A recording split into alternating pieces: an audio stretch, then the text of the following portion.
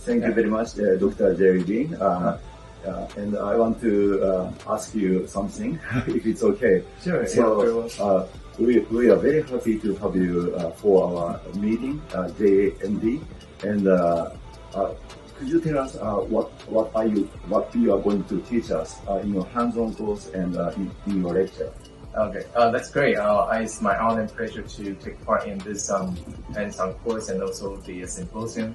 The topic I want to talk is advanced periodontal regeneration, but it's not only periodontal regeneration, it's at the same time doing vertical regeneration. Because with the help of this technique, we can build up bone over, we used to take from bone to bone as the maximum we can get for the vertical regeneration. But with periodontal regeneration and vertical regeneration, we can get the bone up to where it's not possible to get in the past. And at the same time, we can build up the bone around those zero-wall bony defects.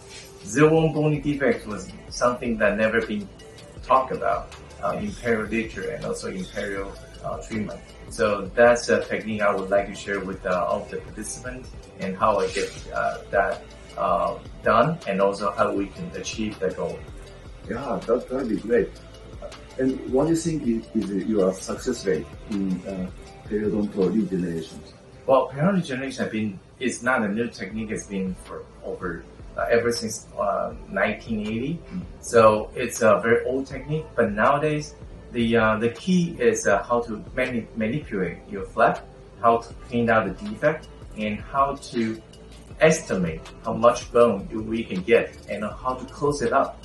So it's all about the overall techniques, everything built up together and then step by step, and to get to every single detail, then we can get the best results. So it's not a new, but then we do need to pay attention to some details, then we can get the best results. So roughly, what is your success rate? If you make an accurate diagnosis and treatment plan, and what about your success rate? Very high? Yes, it's very high because I know it's not 100%. Right, because it will shrink down a little bit, but what I usually do is I estimate where I could get the bone from the defect, and then I draw a line and tell the patient that this is the goal I would get. And then we prepare the surgery, and then we have the final result, and then we can compare together. So basically, for a very beginning, I started up this technique to now. I would say every single case has got to the point, satisfaction. And then even though it's not 100%, but then we get close to 100%. Oh, and, that's very good. And no failure so far. No failure. Did you hear that? No failure. That's very interesting and very nice.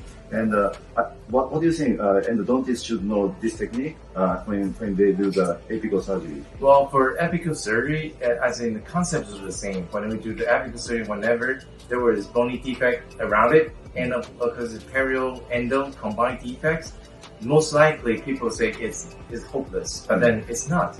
Actually, the bone could be grow back, especially when it's treated endodontically, and then we grow bone after that. So, I mean, the general principle is the same. So it's good for periodontists, good for endodontists, and good for general dentists. Yeah, that's true, because some cases, I think some cases need endo and perio surgery. Yes. Yeah, it's not just endo, but you have to do perio surgery. Yes. Otherwise, there will be no bone regeneration. That's correct. Yeah.